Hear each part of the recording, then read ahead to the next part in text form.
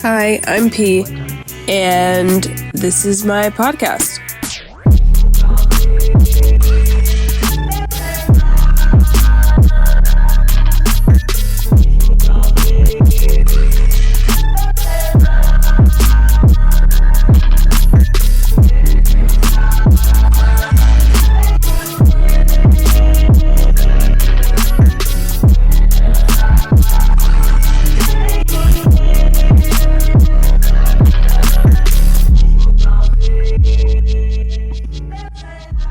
Okay, well, let's start that over. Welcome, everybody. Welcome, Big Empress Energy, to the podcast. I don't know why I feel so awkward right now. I feel so, like, maybe it's the projector. I feel like when projectors look at me, I get very, like, I don't know, I get so nervous. Oh my gosh, I love this. So you're a manifester? A manifesting generator. Yes. Yep. So we're the ones that when projectors are looking at us, well, specifically projectors in human design were designed to assist generators, they're generator types, because we needed help like navigating our sacral energy, how to be efficient, and how not to like waste our time essentially. And projectors are kind of like, we know how to not make you do that. So projectors are kind of set up to look at generator energy in a very specific way. And I feel like I can feel it when I'm talking to projectors, and it's like, okay, it's fine that you can see everything. That's cool. But cool. So the question I asked before I didn't record things, I know that you do tarot, one of my favorite Instagram like tarot accounts to scroll past and click on and watch and just interact with. It feels really great. But I know you do other things, and I don't want to ask like, who are you? But where does your energy like going these days? Right. I love that question. Yes. My energy. It's all about the energy, that big energy. So I love to host Reikis every month. Okay. Every new and full moon. I'm a Reiki practitioner.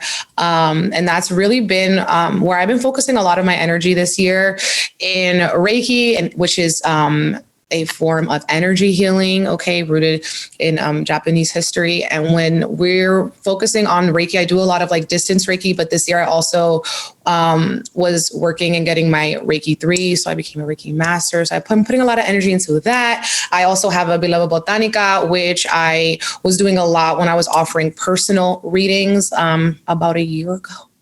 But so now I'm bringing that back too, which is like potions, like herbal infused potions that, I like to work with scents too, to make them smell like delicious, and just like when people want to like eat you as an empress or whatever you want to be described as. And yeah, so that's a lot of what I do. And then I also create content for, like YouTube and Instagram for readings.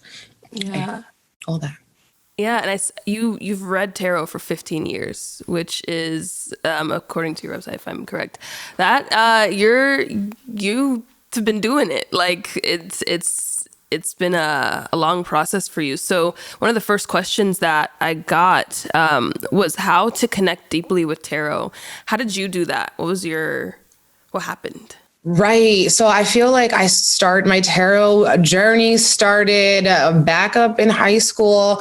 And basically I was just like drawn to it, just drawn to divination in general. And I was really interested in reading for like, what is going to happen in my own life, and like what's going to happen with these people, and like my love, are we going to be, like I was very involved in just like doing like readings with my friends and like readings for myself. So I feel like to develop that deep relationship, reading for yourself every day, pulling cards, even if, when it looks like just like I have no idea what's going on, in those cards, my first deck was like the albino white tarot. And I love that deck. It's like basically the same as the Smith Rider, but the colors are a little different. They're just like, I feel like they pop a little bit more. I really like colorful decks. Yeah. And yeah, I just feel like engaging with it every day, writing, reading for friends, and just going more based off of what it makes you feel like. And then, maybe if you're just getting started, like researching, I did a lot of like research and like, online, just like searching, what does this mean? And then a lot of times if you search the meaning, it might not make sense. Like, is something that I feel like a lot of people it's really about, how do we put all the cards together? How do we put all the meanings like of everything together? And that's really gonna happen with tracking your pull and like getting, I feel like I like to have a conversation with the cards. Like, that's the best way for me to do a reading. It's not just like in my head. Like, I'll just like start talking to myself, like if I'm doing my own reading. I think that's the best way to do it, because a lot of times we channel things through just speaking about it or writing, and we don't think about it. You know, if you're like trying to think and do the reading in your mind, you're going to get confused, in my opinion. You know what I'm saying?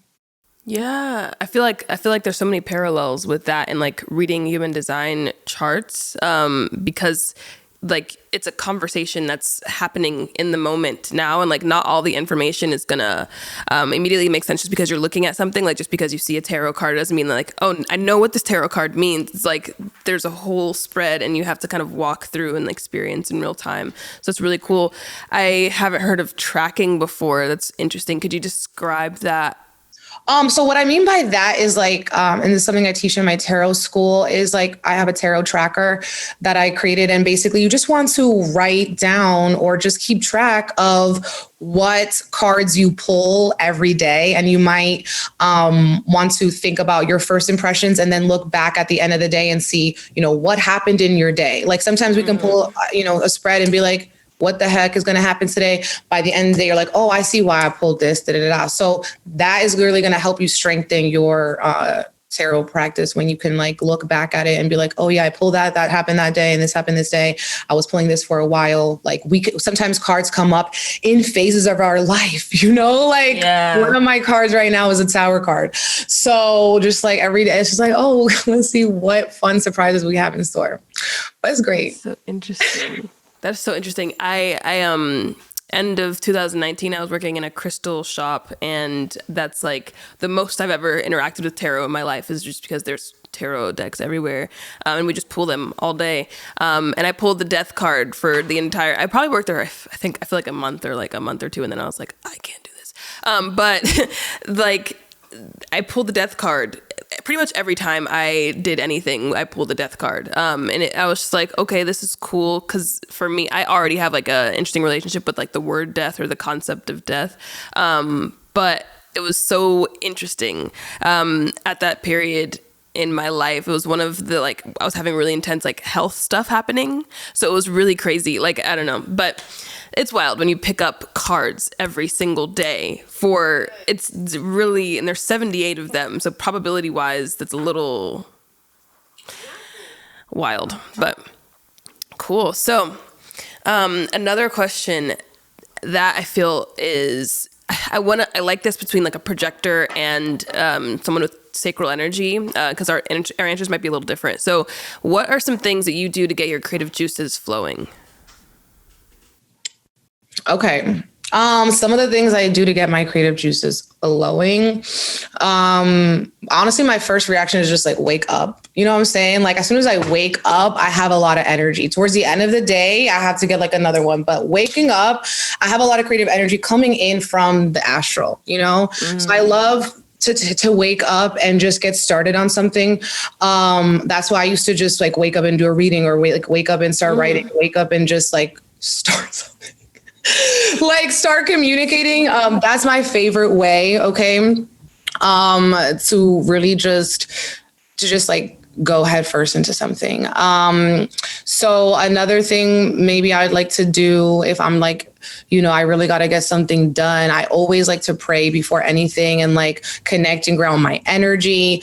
It depends on what I'm doing. Okay. But I also like to, Reiki myself, or just like Reiki the energy, which is basically just like clearing, aligning, asking for, protection and inspiration from the highest realm. Sometimes if it's like a creative project I'm going to do, I might want to do a prayer to get into the Akashic records, so that I'm like guided by masters and teachers who want to help me produce something for the highest good. I like to really call on my spirit team if I'm going to be doing like, okay, I'm going to like sit down and do something, which I really don't like to like sit down and do something. But if I have to, yes, that's what I'm going to do.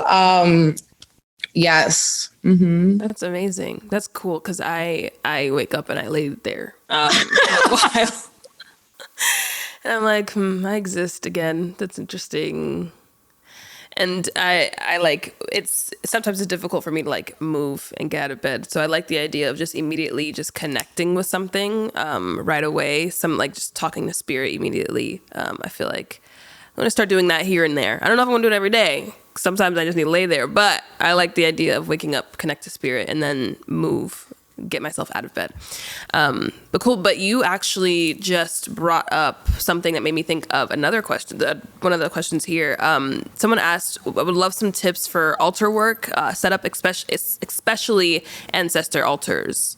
I don't have a specific altar. I have like maybe a digital altar. It's my Sacral Honey Instagram account. That's like where I kind of put the collection of where I'm going, or a place that I set I put my energy there. I don't know how to describe it. But I don't have a physical altar, so I don't know how to answer this question at all. Okay. I love that idea of a digital altar. That's amazing. So for like an ancestor altar, something you may want to start out with is a white candle. Okay. I always like to have a white candle on my ancestor altar. Personally, I like to dress my candles maybe with some herbs, whichever ones I'm called to.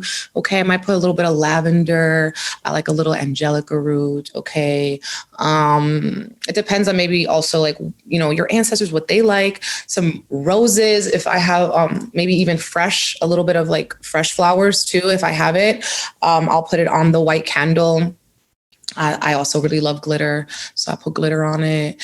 And if you want to pray and just invite them in, you also want to have a glass of water is also beneficial, at least a glass of water, but maybe you want to have a little cafecito, like a coffee. Some people also might want to offer like something sweet like cake, or something like that. You might want to have vices too, something that your ancestors like. Like I got, a blunt, some douce, and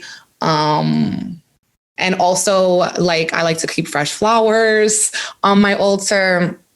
And I always associate my ancestors as well with crows. So I have a lot of crows on my altar, pictures of your ancestors. If you have, you don't need pictures of your ancestors, and something like that. That's really like that's like a mix of like what what I have, and just like also things that people just recommend as well. You might want a cloth on your ancestor altar.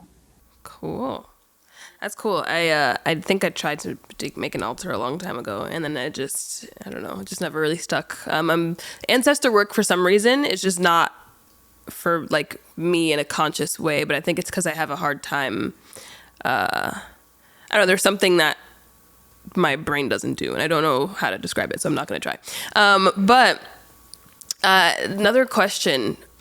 Someone asked, Can you summon bad or evil spirits in this process? So it's like it goes with the altar question. Oh, okay. Right. Yes, because like not all your ancestors you may want to connect with, or they might have been like, people you wouldn't like even to hang out with. So you definitely want to keep that intention that it's like your beloved, your benevolent, your honorable ancestors, your ancestors that are, there with the highest intentions and regards and for you, and really do want to also do that protection where like you want to actively protect yourself, or say like I'm not open to any negativity or anything that's going to lower my frequency, or basically anything like non-alignment for you. Because it's true, you don't want to you inviting spirits, you can invite negativity, you can invite positivity, so you definitely want to be intentional for sure.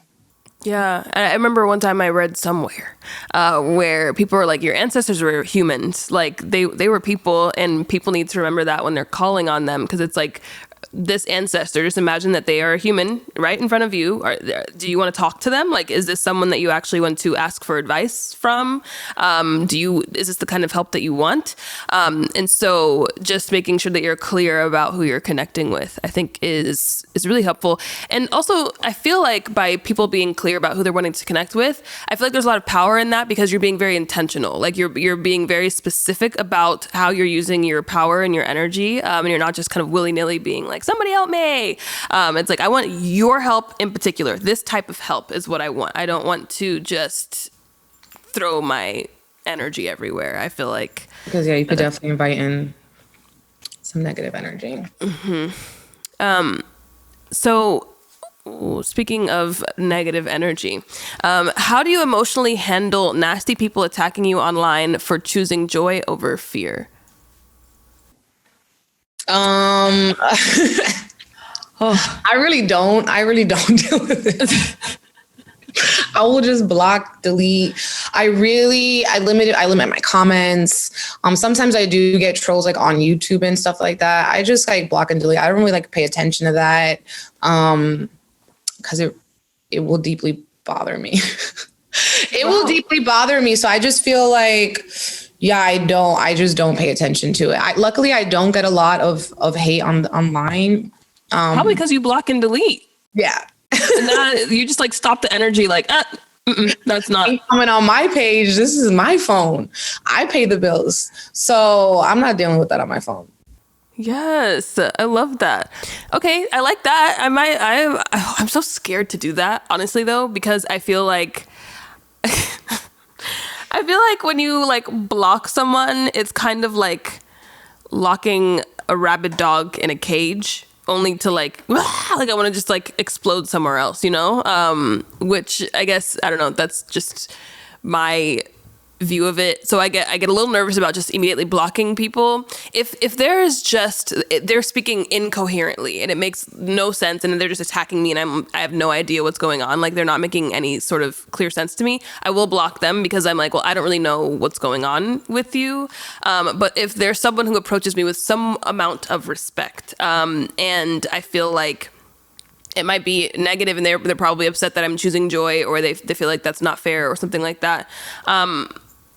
When that happens, something that helps me personally and is putting myself in their shoes, and like not for too long. Do not do it for too long, because then you get stuck not liking yourself, and it's really weird. But put yourself in their shoes for a little bit and just imagine that you're experiencing the energy that person's experiencing, and then look at yourself from their perspective, and you can see like this, you're probably annoying to them, like, and that's totally fine. I'm positive I annoy the hell out of some people, and then from that place, then you can make a decision. So for me, if I realize like, okay, so I put myself in this person's shoes and I can see where they're coming from and I respect what they're saying, I'm going to take a moment to like look at myself and see if there's anything that I want to adjust. If that's not the case, then I'm like, okay, well, you are having your experience, I'm having mine, and I don't want to deal with you. I don't want to have any sort of connection with you, because I just would rather not. I was in your shoes and I'm not a fan. I would like to be over here. And so at that point, then I just don't say anything. Like if it is coming from a place where like their energy is just not resonating with me, not connecting, nothing of that center, and they're not like attacking me, I'm just going to ignore them.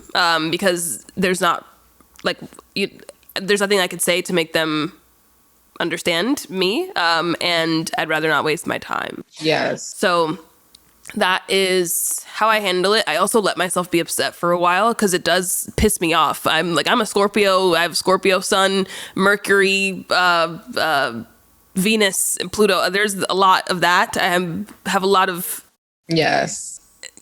aggressive energy sometimes, and so I get annoyed and I'm like, what the fuck is wrong with this person? And then I'm like, okay, we're mad, and then I'm like, well, like, is there something wrong with me? I actually even let myself hang out in that space too for a while. Like, maybe it's me, maybe I'm the problem.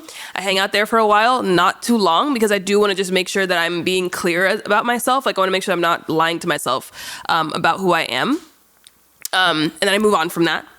But sometimes it'll hurt for a couple days, especially if like you're new to it, or if you grow really fast online, it can feel really scary because like suddenly you're like, people are seeing me and they don't like me, and they're attacking me. And so giving yourself time to feel that, but don't hang out for too long, is my overall advice. I just talked a lot, but You right. my energy just went. I'm like, what am I doing? I don't know. Okay, so another question. I don't know the answer to this, maybe you, but someone said, what's up with the solar flares? Oof. Yeah. No, I honestly, I just know what the solar flares that we can be, like whatever it's like a solar storm happening. I feel like there was a solar storm. So it's like extra light coming into the earth from the space. It's something like this. And then with this extra light, we can be feeling like we can be upgrading and we can be feeling a lot of like sensitivities to this light, which can make us feel like physical symptoms. Okay. Like physical symptoms, exhaustion, maybe like a headache. Okay. Weird kind of things and sensations in your body, things that you haven't been feeling in a while. And I feel like, I don't know what these solar flares, I feel like it's in a way, sometimes we go through these like contractions and this like uncomfortability, and then a like fog starts to lift, and then we start to like feel almost like renewed and like in a brand new skin. This has been my observation. So I feel like very recently I've been feeling that, like I was feeling very like dense from it, and now I'm feeling like almost like lifted, like from another level. Like it just feels like I'm seeing more of like a bigger picture, and I'm not like bogging myself down. But that's my personal experience in this most recent one. And I know it has something to do with this like Schumann resonance too, I think. Yeah. Sheesh. I didn't know that was happening. I mean, I know that solar flares are real. To me, I'm just like, it's like space weather. That's what my brain says. And I'm like, it's like it's really storm in the sky doing a thing. So those are my thoughts on solar flares. That space weather that could one day affect us in a detrimental way. We don't know. It could also be in a cool way. But yeah, that's all I got on solar flares. I have not looked into that. Let's see. Oh, okay. Any helpful examples on how you've engaged with the wait for the invitation strategy of being a projector? Are there any examples of that in your IRL? Yeah, I feel like a lot of the times I want to tell people about themselves, but I remember our conversation that we had about the projector and how we're shining like mirror and lights at these people. So I'd be like, nothing I say is going to really help them. They really have to wait. I'd be trying until, maybe, and try to get them to see their own ways by not saying it overtly. So, like maybe trying to show them, but not say it to them, like maybe ask questions to people so they can start to uncover and unpack in themselves what I really want to tell them. Cause I could feel like I could tell, I could say like, well, for instance, a person in my life, they could be complaining. I'd be like, well, maybe it's because you're lazy and you're not doing it. But instead of saying that to them, because you might want to be like, well, what have you done? Like what, how are you helping yourself in this? Like, what can you do, to like not feel like that, or just like, yeah, instead of that, just like helping them through, almost like coaching, making them think more than just tell them, what you think. Cause, that's how I like to do it in the wait for the invitation. That's how I look at it. It's more your interaction with other people. In my own personal life, I'm not really waiting for invitations. Period. Something. I'm just going to do it. Yes. But yes.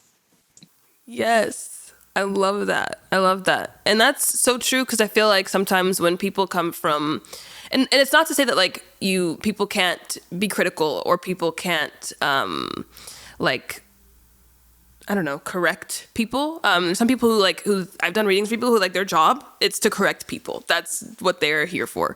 And so I think just learning your method of correction, also knowing that you're a projector, knowing that when you put your attention on someone, it's kind of shocking. And that like coming at somebody with criticism when your aura is already kind of like beaming into them could be a lot. And so they might push back.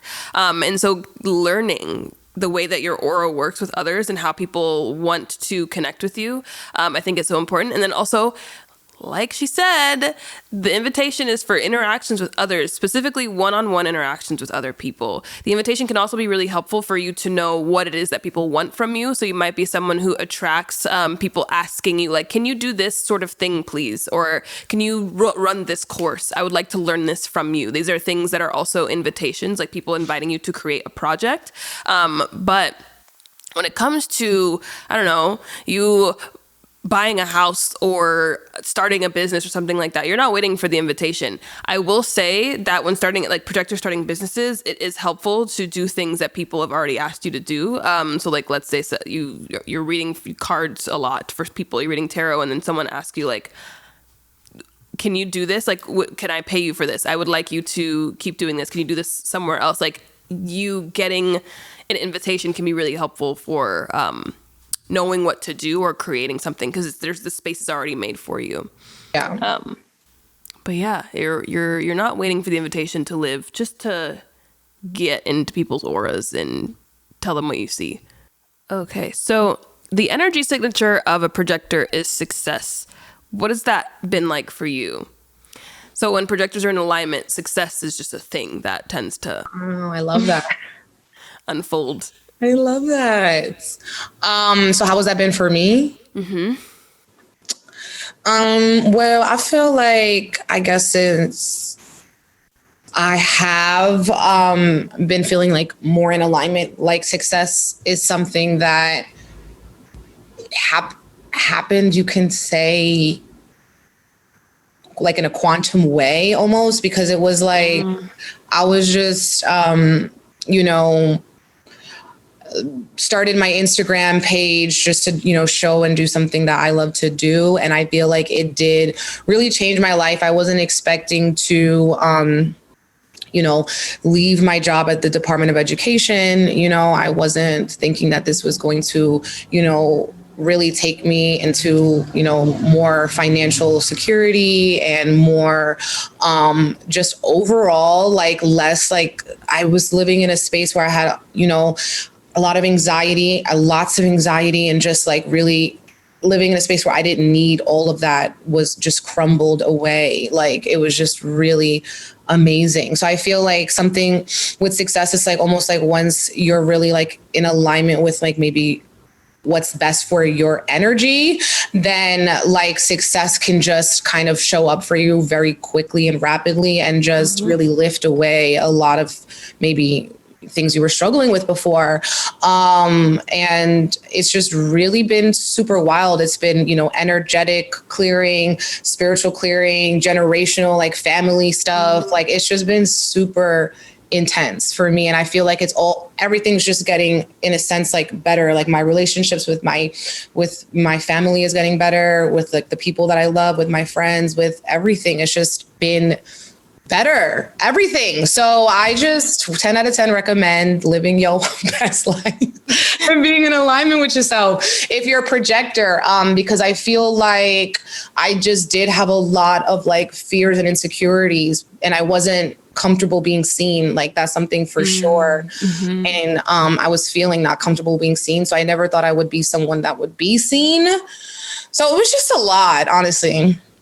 Yeah. And projectors, y'all are designed to be seen. And it doesn't mean that it has to be like in this huge public eye or whatever, but projectors are supposed to be the people that we're following, the new leaders of the experience that we're having. So I feel like if you're a projector, there's something that I usually tell projectors is you guys are like these reflective, shiny birds in a tree, on the top of a tree. And you have to make yourself shiny. You have to allow the sun to, and literally it's so easy. You're just allowing the sun to reflect off of your shiny surface. It takes you recognizing that the sun is shining on you and the fact that you are shiny, and all you have to do is just kind of show off a little bit. Like just be into whatever it is that you are into. Know that you're good about it and like good at it, or or wise about it, and then start sharing it. And you have to believe in it first, though. You have to recognize yourself, because the projector strategy is to wait for to be recognized and then wait for the invitation.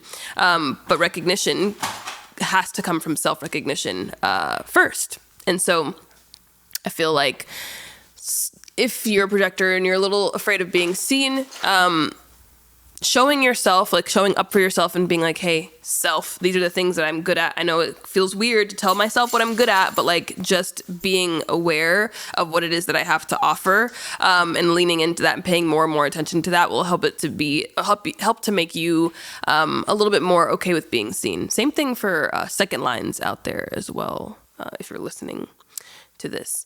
Do you know your profile?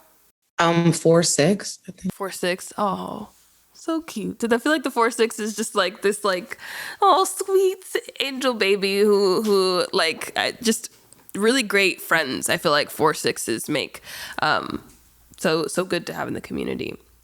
So, is there anything that is like that you're up to that you want to talk about, that you want to let the world know about? Yeah, what's popping right now is we got the Beloved Botanica. We launched yesterday. I was really excited about it. So excited to work with my oils again. Like, I charge them and I work with them and I Reiki them on the new and full moons. I always do Reikis on the new and full moons as well. And my Reikis are distance Reikis, but I also have a YouTube live component to them where basically we tap in real time. I host a sound bath. I have, I really am so into music. Okay. Like sound frequencies, sound healings. I don't really I wouldn't call myself a sound healer, but I do sound healing, right? So we do the sound healing. We do a Reiki activation. We do, as well, group reading. And then I also have an altar, and this altar is set up for like the Reiki, for that night. And so I'll post it and I do a Reiki report and talk about, what's going on and like any psychic downloads and messages I picked up. Some of them can also be sometimes like from our ancestors, okay, as well, whatever we need to know about our chakras. I usually go onto the 7 main chakras. And you can always connect with me on my website, Big Empress Energy, LLC.com. Follow me on YouTube, Instagram, Twitter, TikTok, and that's it, really. Okay, you're doing the most. You are doing the most. I hope you're getting rest, but it's amazing, and it's so cool to see you like living life, being alive, because I feel like a lot of times in spirituality, really? She's doing it on purpose. She's been chilling all morning. She's like, I'm gonna be loud now. But the fact that you are this guide, but you still remain like a human having this divine experience, having fun, being alive, being robust. I feel like that's really awesome, and a great example. And that's what I really, really like about your energy. So I'm so thankful that you're sharing your experience. There's something, your ad for the Botanica. I love it's amazing. I loved it. So good. Everyone go on Instagram, type in @Big Empress Energy and go look at her ad and look at Drake's album cover. You'll be a fan.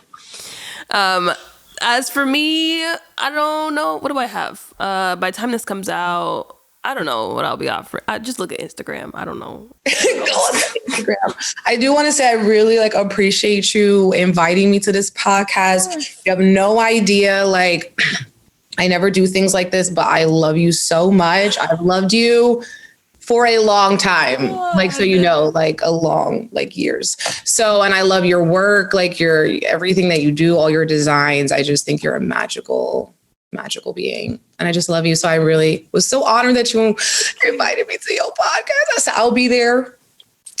So, my God, thank you. I'm like, whenever I get compliments from projectors, I feel my insides melt, because I'm like, I know you're telling the truth. And yes. Wow.